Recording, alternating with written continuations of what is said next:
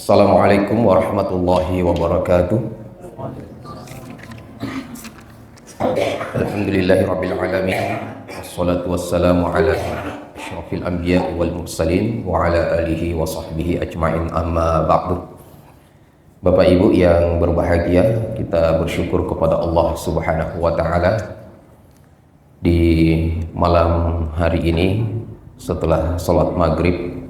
Allah Subhanahu wa taala masih memberikan kepada kita keistiqomahan, walaupun lumayan deras hujannya, tapi Allah Subhanahu wa taala masih menggerakkan hati kita untuk bisa hadir di masjid yang mulia ini. Salah satu tujuan kita tentu untuk mencari ridha Allah Subhanahu wa taala melalui menjalankan perintah Allah, yaitu salat maghrib secara berjamaah di masjid kita. Kemudian salawat serta salam kepada Rasulullah sallallahu alaihi wasallam yang telah menuntun kita ke jalan yang benar melalui agamanya Allah Subhanahu wa taala, yaitu al-Islam, yang sesuai dengan maknanya. Al-Islam artinya adalah keselamatan. Mudah-mudahan Allah melalui ibadah-ibadah kita, Allah Subhanahu wa taala menurunkan kasih sayangnya kepada kita sehingga kita diberikan keistiqomahan dalam beribadah di dunia dan mendapatkan surganya di akhirat. Amin ya rabbal alamin. Bapak Ibu yang berbahagia, insyaallah kita malam ini akan mentuntaskan atau menyelesaikan hadis arba'in yang malam ini kita masuk hadis ke-41 dan terakhir 42. Setelah itu kita akan diskusikan kitab apa lagi yang akan kita baca setelah ini. Saya sudah memilih buku, ya ada kitab, mungkin kalau masih hadis, ya ada hadis Al-Adabul Mufrad karangan Syekh atau Al-Imam Al-Bukhari rahimahullah ta'ala. Jadi karangannya Imam Al-Bukhari itu bukan cuma Sahih Muslim, Sahih Bukhari, tapi ada juga Al-Adabul Mufrad. Ya, ini meliput atau merangkum hadis-hadis tentang adab. Ya, sehingga disebut dengan Al-Adabul Al-Mufrad. Jadi khusus tema-tema terkait dengan adab. Ada juga yang buku yang saya dapat, yaitu karangan Imam Abdurrahman bin Nasir As-Sa'di. Ya, kitabnya ini Jawami'ul Akhbar, juga hadis, sekitar 90 hadis. Ya, ini juga tidak banyak. Kalau Adabul Mufrad ini lumayan banyak, ya. Lumayan banyak. Ya, lebih 1000 hadis kalau Adabul Mufrad. Tapi kalau hadis yang saya sebutkan tadi, kitab yang saya sebutkan Jawami'ul Akhbar, karangannya Imam Abdurrahman bin Nasir As-Sa'di, yang kita kenal dengan ada kitab tafsirnya, namanya kitab Tafsir As-Sa'di, ya, Karimur Rahman. Itu kitab yang terkenal yang dikarang oleh Imam Abdurrahman bin Nasir As-Sa'di. Nah, itu diantaranya ada kitabnya namanya Jawami'ul Akhbar. Ya, ini ada sekitar 90 hadis pendek-pendek, ya, mirip-mirip dengan hadis arba'in, jadi bisa saling melengkapi, ya.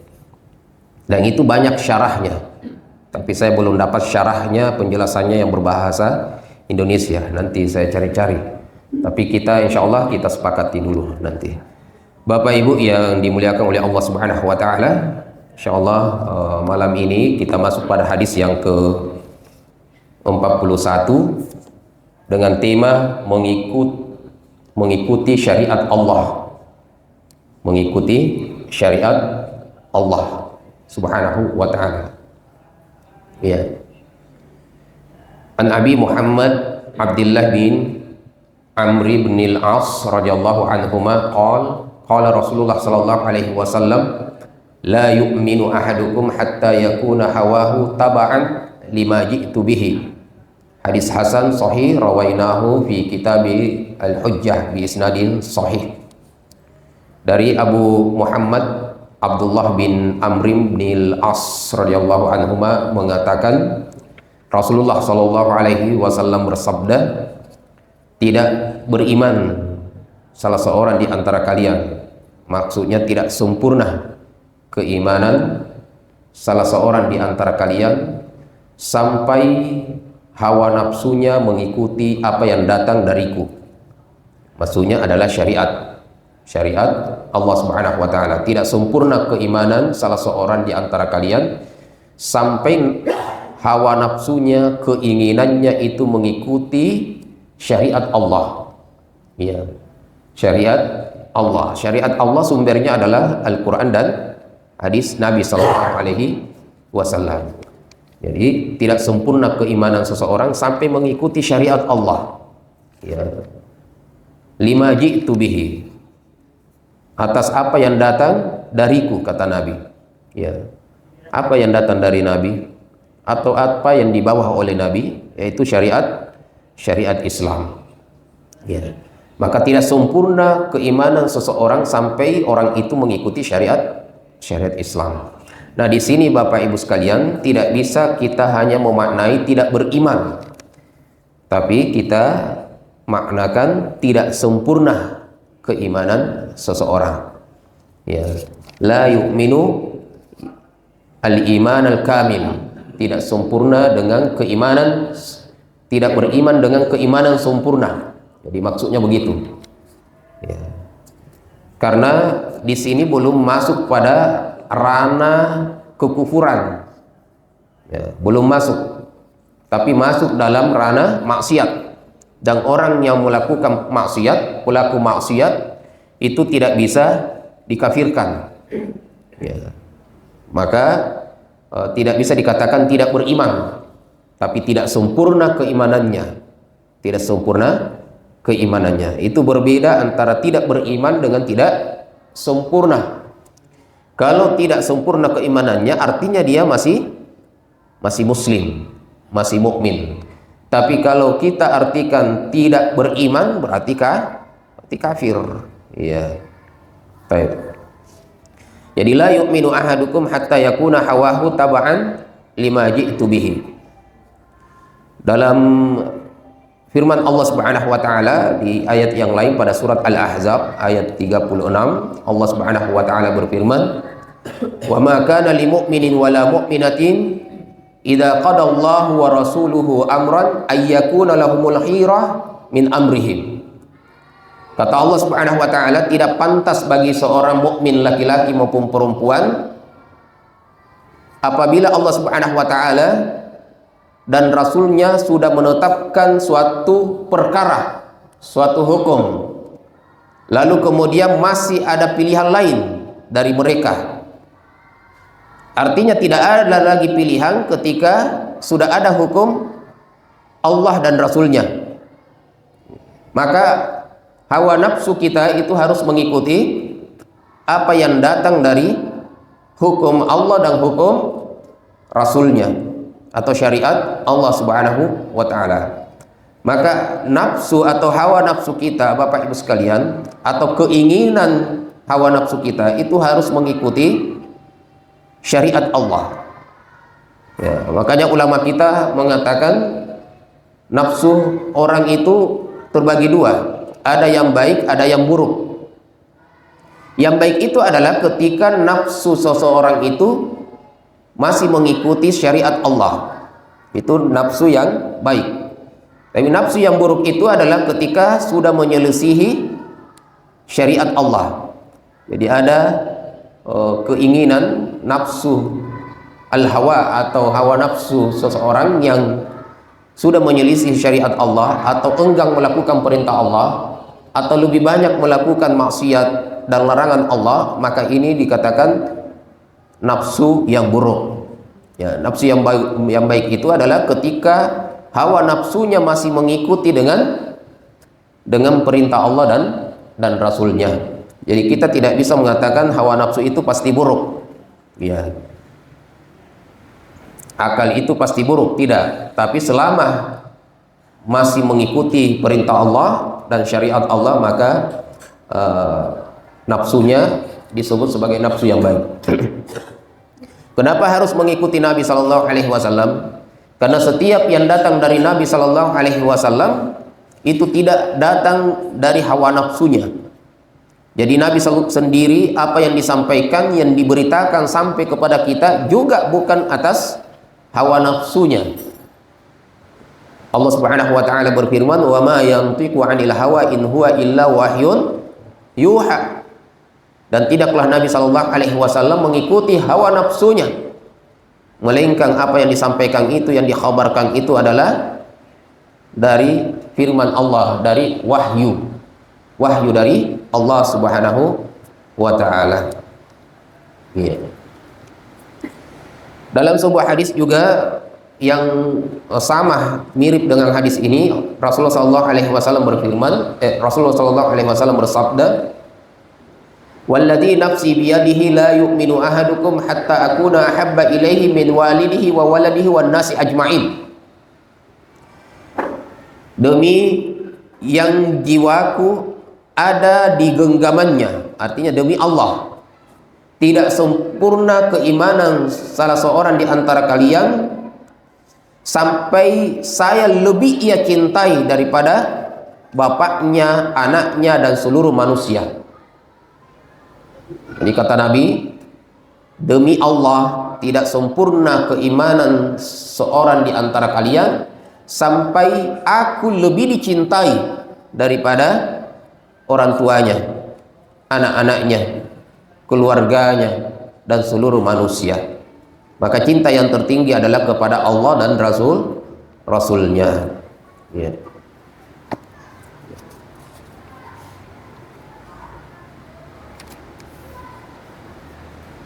Bapak Ibu yang dimuliakan oleh Allah Subhanahu wa taala, Allah Subhanahu wa taala berfirman di dalam Al-Qur'an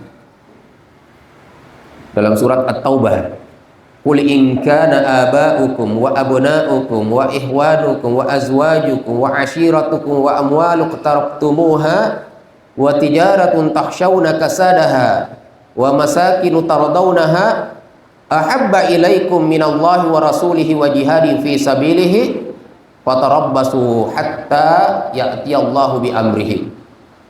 Kata Allah Subhanahu wa taala, katakan,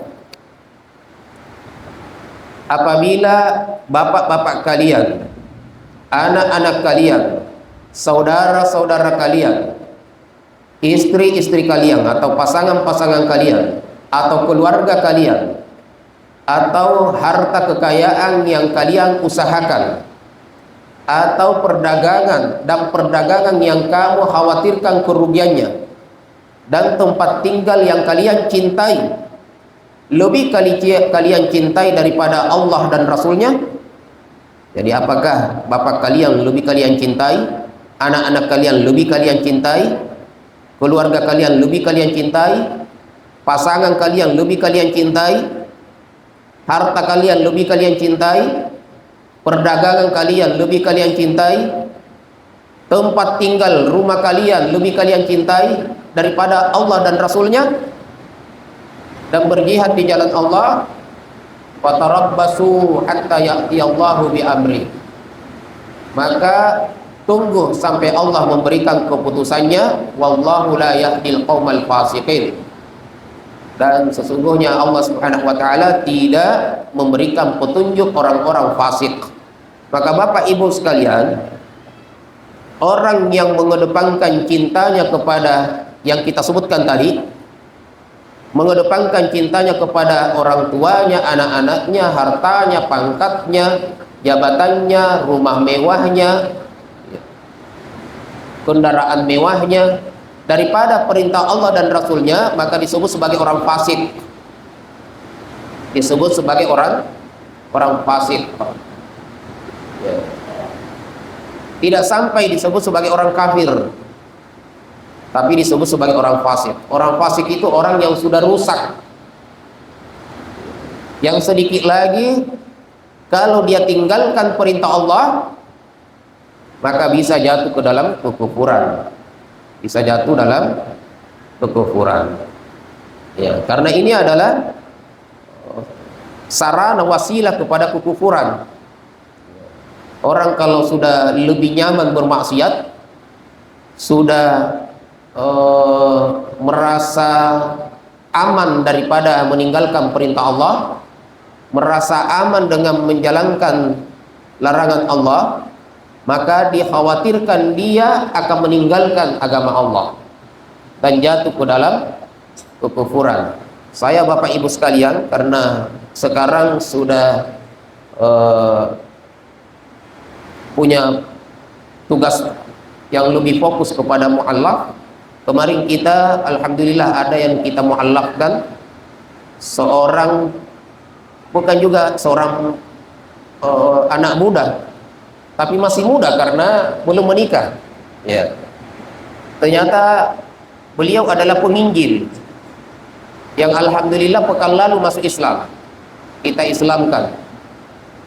Dan Ahad kemarin, karena kita rutin setiap Ahad ada kajian, 2 pekan yang lalu, karena Ahad kemarin libur, Ahad sebelumnya saya tanya-tanya di pengajian rutin. Ternyata sudah banyak Muslim yang dikristenkan melalui tangannya, karena dia adalah penginjil. Sedikit yang diceritakan penginjil ini. Yang pertama, ternyata menjadi penginjil itu suatu pekerjaan besar bagi umat Kristen, karena gajinya besar. Yang pertama. Yang kedua, syaratnya yang berat, karena harus bekerja selama 6 tahun awal, tidak boleh menikah. Nah, ini beratnya bagi dia, tidak boleh menikah 6 tahun awal. Dan penginjil ini beliau sudah menyelesaikan 6 tahun baru masuk Islam. Tapi mirisnya setelah masuk Islam itu gajinya tidak turun ya, gajinya ditahan, bahkan datang mengambil uang di rekening dan rekeningnya terblokir, waliyadzubillah. Tapi kita sulit juga membantu. Kemarin di pengajian itu masih ditelepon oleh pendetanya, akhirnya minta izin di pertengahan pengajian, minta izin karena dipanggil dan mau dihakimi oleh pendetanya. Karena bahasanya begini, Pak, ini sudah penginjil, sudah banyak yang dimasukkan ke Kristen, loh tiba-tiba dia yang masuk Islam. Nah, sehingga ini dicari-cari oleh pendetanya ya. Ininya saya tidak tahu nama gerejanya, tapi di Petrang. Nah, salah satu yang menyebabkan dia masuk Islam, karena penginjil ternyata tidak seperti kita ya. Karena penginjil itu selain mempelajari Bible, juga mempelajari Al-Quran. Ternyata kemarin sudah bisa baca Iqra 1 orang itu. Nah, dia masuk Islam ketika mendapatkan satu, dan ini sudah lama, ada satu kalimat yang membuat dia tidak percaya kepada Kristen, ajaran Kristen, dan lebih percaya kepada Islam yang didapatkan di dalam buku-buku Islam dan ceramah-ceramah di YouTube katanya, yaitu orang Kristen dalam ajarannya, ketika seseorang itu masuk Kristen dan mempercayai Yesus sebagai Tuhan, maka dia dijamin keselamatannya di akhirat. Dan itu terus dikaji sendiri, dibandingkan dengan ajaran Islam, bahwa dalam Islam meskipun dia sudah memeluk agama Islam, tidak serta-merta langsung masuk surga. Tapi seorang muslim itu harus beramal dan membawa amalannya sendiri ke akhirat. Siapa yang sudah muslim tetapi amalannya tidak ada, maka dia tidak berhak dapat surga. Nah, ini lebih yakin kepada ajaran ini daripada ajaran sebelumnya. Terus dikaji, akhirnya memutuskan untuk masuk Islam. Datang sendiri ke Masjid Al-Markas 2 pekan yang lalu, dan diislamkan di hari Jumat 2 pekan yang lalu. Nah, Bapak Ibu sekalian yang dimuliakan oleh Allah Subhanahu wa taala, ini suatu pelajaran bagi kita bahwa di luar sana banyak yang mempelajari agama kita sehingga mendapatkan hidayah. Maka suatu kesyukuran bagi kita Bapak Ibu sekalian yang sudah dari lahir kita di atas hidayah Allah Subhanahu wa taala, yaitu al-Islam. Ya.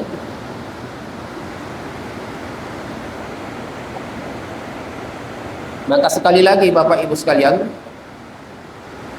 jika ingin menentukan suatu hukum, maka yang pertama kita cari adalah dalilnya. Yang kita pertama cari adalah dalilnya apa. Jadi tidak langsung mengamalkan. Kalau mendapatkan suatu amalan, perkara atau hukum, maka yang pertama kita cari adalah dalilnya dari Al-Quran dan Sunnah. Baru hawa nafsu kita mengikuti Quran dan Sunnah tersebut. Maka kita akan mencari kebenaran, bukan pembenaran. Tapi kalau kita mendapatkan satu perkara dan kita langsung memutuskan dengan hawa nafsu kita, lalu mencari dalilnya Quran dan hadis, maka yang terjadi adalah mencari pembenaran. Bagaimana saya mendapatkan dalil sesuai dengan apa yang saya inginkan. Tapi kalau kita mendapatkan satu perkara dan kita kembalikan kepada Al-Quran dan hadis Nabi SAW sebelum mengikutinya, maka saya yakin Bapak Ibu sekalian, kita akan mendapatkan kebenarannya, kemudian nafsu kita akan mengikuti Quran dan Sunnah tersebut. Ya, dan ini yang diinginkan oleh Rasulullah SAW. Tidak sempurna keimanan seseorang hingga hawa nafsunya mengikuti apa yang datang dari Rasulullah SAW. Jadi dalam bersyariat itu adalah mencari dalil-dalilnya. Kenapa saya sampaikan tadi terkait dengan penginjil? Karena kebenaran didapatkan itu melalui mencari dalil. Ada beberapa yang kita sudah Islamkan dan ada yang tidak mau belajar karena motifnya masuk Islam beda-beda. Jadi mereka yang mendapatkan kebenaran Islam itu melalui dalil, mereka akan istiqomah belajar dan menjalankan syariat Allah. Berbeda dengan orang yang masuk Islam motifnya hanya urusan dunia. Ada yang motifnya ingin menikah, setelah menikah sudah tidak ngaji lagi. Ya. Kemarin ada yang pas kita launching itu dia bawa pasangannya untuk masuk Islam, pasangannya. Kita Islamkan pas launching kerjasama antara Mu'allaf Center yang di Al-Markas Al-Islami. Di hari itu kita launching, kita Islamkan. Ya. Oleh Profesor Nur Hidayat, dosen UIN. Nah, setelah kita Islamkan di hari itu tidak ikut belajar lagi. Nah, ini karena motifnya biasa salah, masuk Islam hanya untuk urusan dunia. Setelah menikah sudah didapatkan apa yang dia inginkan, nah akan kembali dan mudah-mudahan tidak kembali ke dalam ajaran sebelumnya. Dan ada beberapa yang kita dapat karena kita tidak bisa paksa. Ada yang sudah kembali ikut dengan saudara-saudara sebelumnya. Ya, ikut lagi ngopi-ngopi. Saya bilang ini tidak lama lagi akan diajak kembali. Maka perlu Bapak Ibu sekalian, ketika ada yang mu'allaf masuk Islam, itu ajarin mereka, jangan tinggalkan. Jangan tinggalkan setelah masuk Islam kemudian kita katakan alhamdulillah saya sudah dapat pahalanya. Tapi tuntun mereka sampai istiqomah. Bapak Ibu yang dimuliakan oleh Allah Subhanahu wa taala, ya. Jadi wajib menjadikan syariat sebagai sumber hukum. Kemudian keinginan, jadi nafsu tadi itu keinginan Bapak Ibu. Hawa nafsu itu adalah keinginan dari kita. Maka keinginan kita ini mengikuti syariat. Syariat Allah Subhanahu wa taala. Makanya tadi ketika ada suatu perkara hukum, maka yang pertama kita cari adalah dalilnya. Supaya tidak terjadi ya kita mencari dalil sesuai dengan keinginan hawa nafsu kita. Tetapi kita mencari dalil untuk agar supaya keinginan hawa nafsu kita bisa mengikuti syariat Quran dan hadis Rasulullah sallallahu alaihi wasallam. Allah Subhanahu wa taala berfirman, "Qul in kuntum tuhibbunallaha fattabi'uni yuhibbukumullah wa yaghfir lakum dzunubakum. Wallahu ghafurur rahim." Ya, kata Allah Subhanahu wa taala kepada Rasulullah sallallahu alaihi wasallam, "Qul," katakan wahai Muhammad, "in kuntum tuhibbunallah." Apabila kalian mencintai Allah, fattabi'uni, maka ikuti saya. Ya. Maka bentuk kecintaan kita kepada Allah menjalankan hadis tadi. Hadisnya apa? Yaitu hawa nafsu kita mengikuti apa yang datang dari Nabi. Karena dengan mengikuti apa yang datang dari Nabi tersebutlah bentuk kecintaan kita kepada Allah. Kata Allah, katakan kepada umatmu, apabila kalian cinta kepada Allah, ikuti saya, ikuti Rasulullah Sallallahu Alaihi Wasallam. Jadi mengikuti Nabi Sallallahu Alaihi Wasallam adalah merupakan cara bentuk merealisasikan kecintaan kita kepada Allah Subhanahu wa Ta'ala. Maka apa yang terjadi kalau kita sudah mengikuti ajaran Nabi Sallallahu Alaihi Wasallam? Yuhibbukumullah, maka Allah pun akan cinta kepada kalian. Berarti syarat untuk mendapatkan cinta Allah adalah mengikuti tuntunan Rasulullah sallallahu alaihi wasallam. Yuhibbukumullah wa yaghfir lakum dzunubakum. Bukan hanya mendatangkan cinta Allah, tapi mengampuni dosa-dosa kalian. Mengikuti Nabi sallallahu alaihi wasallam akan menyebabkan mendatangkan cinta Allah dan maghfirah Allah Subhanahu wa ta'ala. Wallahu ghafurur rahim, dan Allah Maha pengampun lagi Maha penyayang. Nah, Bapak Ibu sekalian, bagaimana cara kita mencintai Rasulullah sallallahu alaihi wasallam? Yang pertama adalah mencintai segala apa yang dicintai oleh Allah. Apa yang dicintai oleh Allah, maka cintai itu. Begitu cara kita mencintai Rasulullah sallallahu alaihi wasallam. Kenapa? Karena Rasulullah mencintai segala apa yang dicintai oleh Allah. Yang kedua, membenci apa yang dibenci oleh Allah. Kenapa demikian? Karena Rasulullah membenci segala yang dibenci oleh Allah. Berarti kita mengikuti Nabi. Bagaimana Nabi kita mencintai dan bagaimana Nabi kita membenci. Kemudian yang ketiga adalah jika kecintaannya bertambah, maka ia akan melakukan amalan sunnah. Ya, jadi kalau kita ingin menambah kecintaan kita kepada Rasulullah, yaitu menambah amalan sunnah, tidak mencukupkan amalan wajib saja. Jadi tidak cukup Bapak Ibu sekalian hanya melakukan yang wajib. Karena untuk merealisasikan kecintaan kita kepada Nabi adalah melakukan yang sunnah. Ya, yang sunnah-sunnah. Tidak cukup dengan yang wajib. Maka ketika seorang mukmin itu menjalankan yang wajib dan menjalankan yang sunnah, maka bertambah kecintaannya kepada Nabi. Ya. Bertambah kecintaannya kepada Nabi. Begitu juga ketika bertambah bencinya kepada hal-hal yang dibenci oleh Allah, maka bertambah kecintaannya kepada Nabi. Ya, sekarang kan terkadang mereka, ya, supaya kita tidak masuk. Ya, masih belum bisa meninggalkan yang makruh. Padahal dibenci oleh Nabi. Ya, dilarang juga oleh Nabi. Rasulullah cinta kepada perintah dan cinta juga kepada sunnah. Yang diajarkan Nabi itu bukan hanya kewajiban, tetapi juga yang mustahab, yang sunnah-sunnah.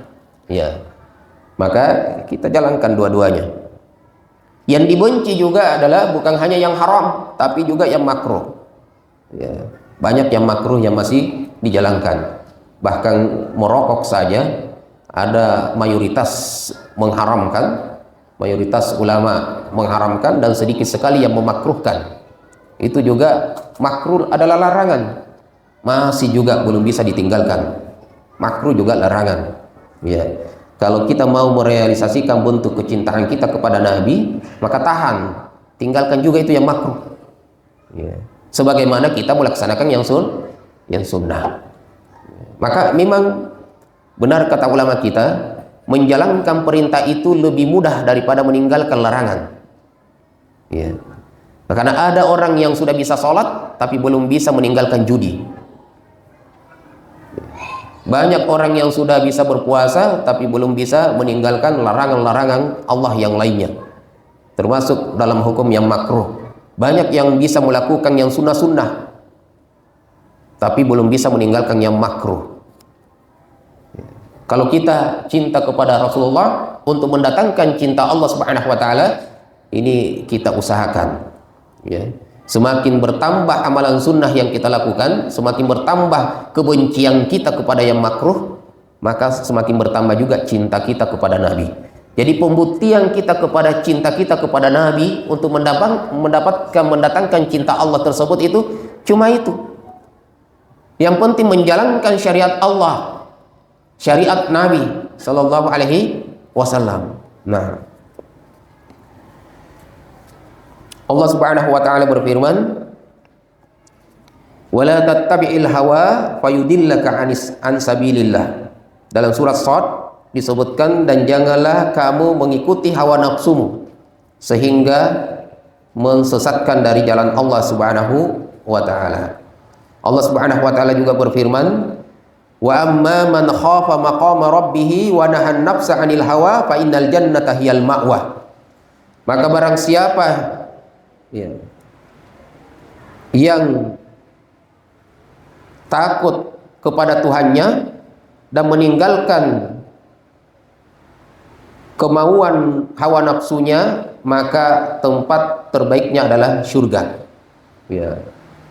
Fa innal jannata hiyal ma'wa, maka surga adalah tempat kembalinya. Bapak Ibu sekalian, mengikuti hawa nafsu itu akan menghantarkan kepada kesesatan.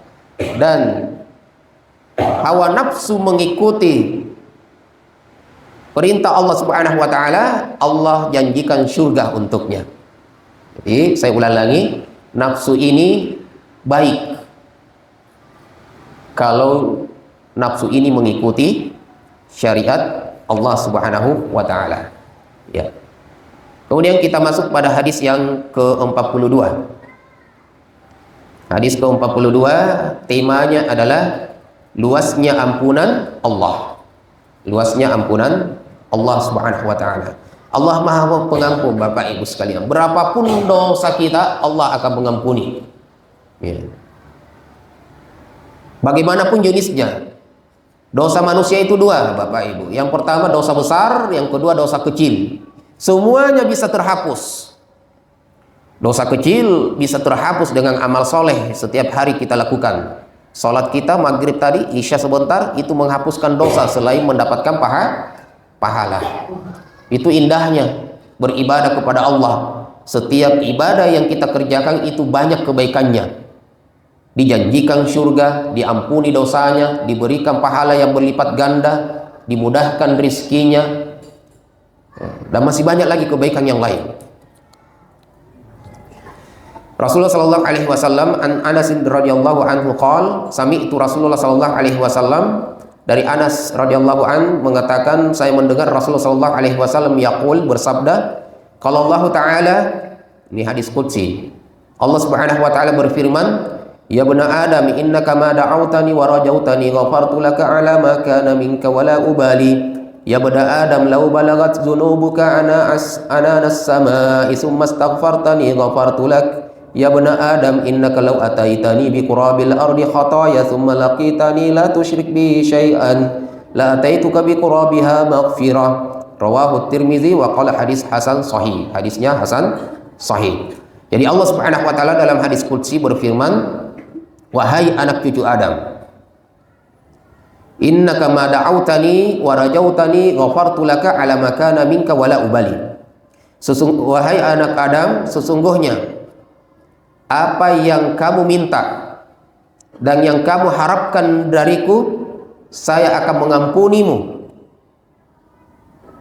darimu, wala ubali, dan aku tidak peduli. Ini coba bayangkan, yang penting kita minta kepada Allah, terus berharap ampunannya, maka Allah akan mengampuni kita. Ya. Jangan putus asa. kalau hadis ini itu menjelaskan kepada kita untuk tidak putus asa. Karena kata Nabi, innaka ma da'autani wa rajautani. Itu dalam bahasa Arab, da'autani wa rajautani ini maknanya sama, tetapi memiliki level yang berbeda. Dakwah dan raja ini sama. Wahai anak Adam, apa yang kalian minta, yaitu berdoa kepada Allah Subhanahu wa taala, wa rajautani, dan minta terus, tidak putus asa. Jadi yang pertama, apa yang kalian minta. Kemudian yang kedua, warajautani, dan minta terus. Ya. Ini bedanya Allah dengan manusia. Kalau manusia silakan minta 1-2 kali, tapi jangan minta terus. Itu kalau coba bayangkan Bapak Ibu sekalian, di awal-awal orang biasanya bertetangga, baru berteman. Itu kan gampang sekali. Kalau ada yang kita minta, bilang maki. Nah, bilang betulan besok itu. Minta 1-2 kali masih enak. Tapi kok terus-terusan dia minta, itu akan beda rasanya. Tapi Allah Subhanahu wa taala, semakin kita minta kepadanya, semakin Allah cinta kepada kita. Ya. Kenapa? Rahasianya kata ulama kita, orang yang banyak meminta adalah orang yang paling mengenal siapa dirinya dan siapa Tuhannya. Ya. Coba bayangkan kalau kita merasa membutuhkan, kemudian kita tidak pernah minta kepada Allah. Berarti orang tersebut adalah seakan-akan menganggap dirinya itu hidup dengan begitu saja, tidak ada yang menciptakan. Maka orang yang banyak meminta kepada Allah, pertama adalah orang yang banyak mengingat Allah. Setiap dia membutuhkan, ingat lagi Tuhannya. Coba bayangkan, bagaimana Allah tidak cinta dengan orang yang minta. Setiap dia membutuhkan, selalu ingat Tuhannya. Yang kedua, dia kenal Tuhannya, bahwa ketika saya membutuhkan, hanya kepada Allah yang maha memberi. Allah pasti akan memberikan jalan keluar. Yang ketiga, orang yang banyak meminta itu adalah orang yang mengenal dirinya, bahwa dirinya adalah tidak mampu, memiliki kekurangan, banyak kekurangannya, dan yang memenuhi kekurangan itu adalah Tuhannya, Allah Subhanahu wa ta'ala. Makanya Allah cinta kepada orang yang merengek-rengek kepada Allah. Setiap habis sholat dia minta, di sujudnya dia minta, di perjalanan dia minta, sholat tahajud lagi menangis-nangis, Allah semakin cinta dibandingkan orang yang tidak pernah minta. Ya. Maka kata Allah Subhanahu wa taala, innaka ma da'autani wa rajautani, apa yang kalian minta terus kalian merengek-rengek meminta dan berharap, ghafartu laka ala ma kana minka, aku ampuni semua dosa-dosa kamu, wala ubali, dan saya tidak peduli lagi. Ya benar Adam, lau balagat zunubuka, sekiranya dosa-dosamu balagat zunubuka ana as-sama, sebanyak awan di langit, atau sebesar awan di langit, atau setinggi awan di langit. Dosa-dosamu setinggi awan di langit. Summa astaghfartani, kemudian kamu minta ampun kepadaku. Ghafartu laka, aku ampuni. Jadi Allah tidak pernah menolak. Tadi saya katakan 2 dosa besar, 2 dosa. Dosa kecil bisa terhapus dengan amal soleh kita, walaupun kita tidak minta, insya Allah, apalagi minta. Dan dosa besar itu bisa terhapus dengan bertobat, taubatun nasuha kepada Allah. Orang yang melakukan kesyirikan, tinggalkan kesyirikannya. Orang yang banyak membunuh, tinggalkan, tidak membunuh lagi. Orang yang bukan muslim, dia masuk Islam dan menjadi orang yang taat. Maka Allah akan ampuni dosa-dosa sebelumnya. Pada hari itu dia nol, tidak punya dosa, sampai dia memulai melakukan amal soleh atau melakukan dosa. Ya.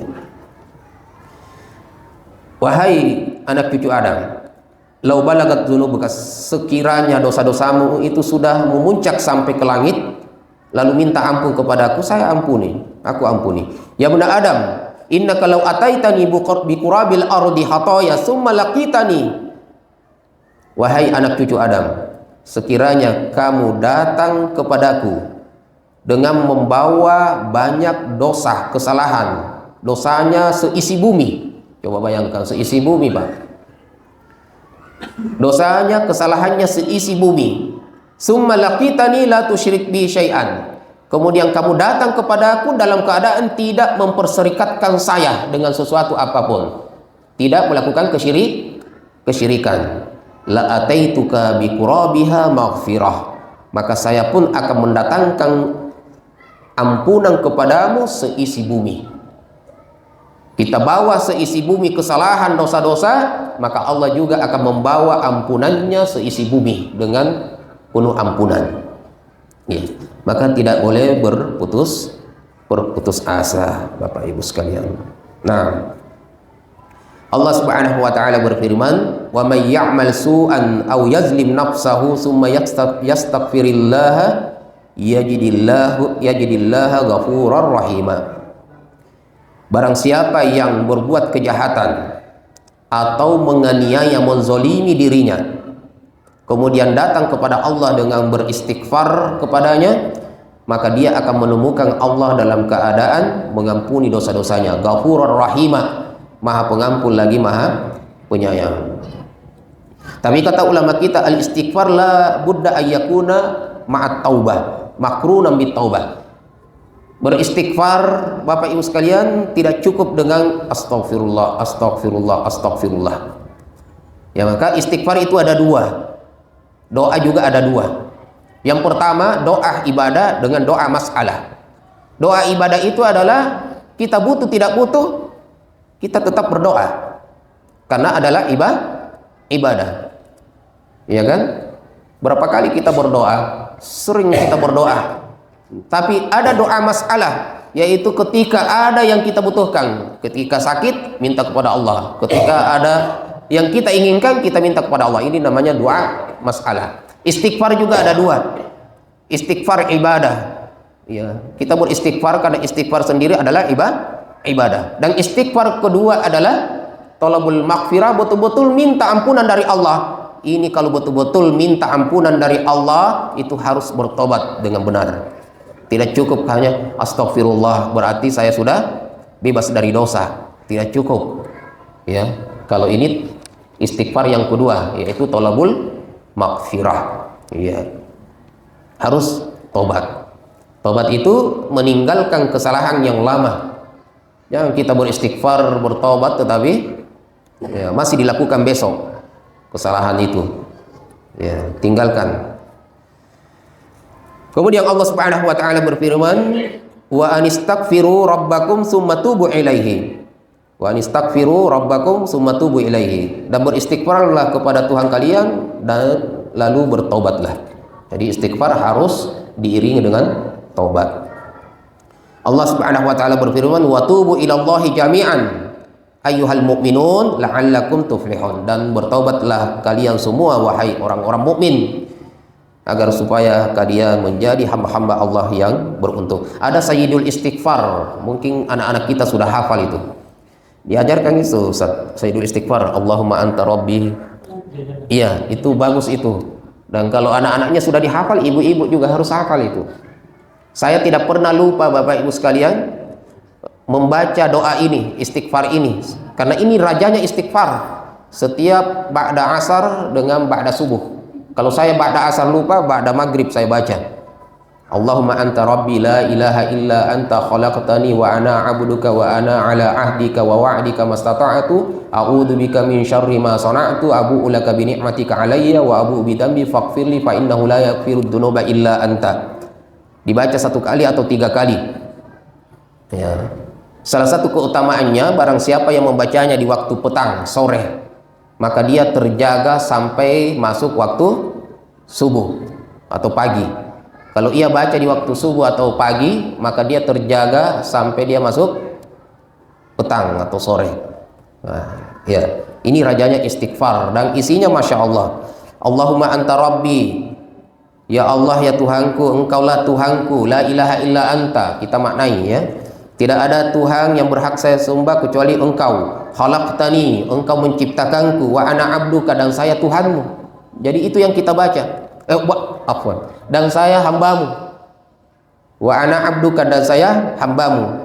wa ana ala ahdika, dan saya menyetujui perjanjian untuk taat padamu, wa wa'dika mastata'tu, dan janji balasanmu selalu sesuai dengan kemampuanku.